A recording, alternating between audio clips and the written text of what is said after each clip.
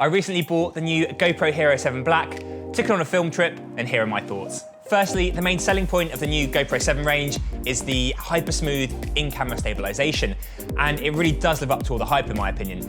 As long as you've got a reasonably steady hand when you're filming, it gives gimbal-like movements and gets rid of that shaky, handheld look that always plagued GoPro footage.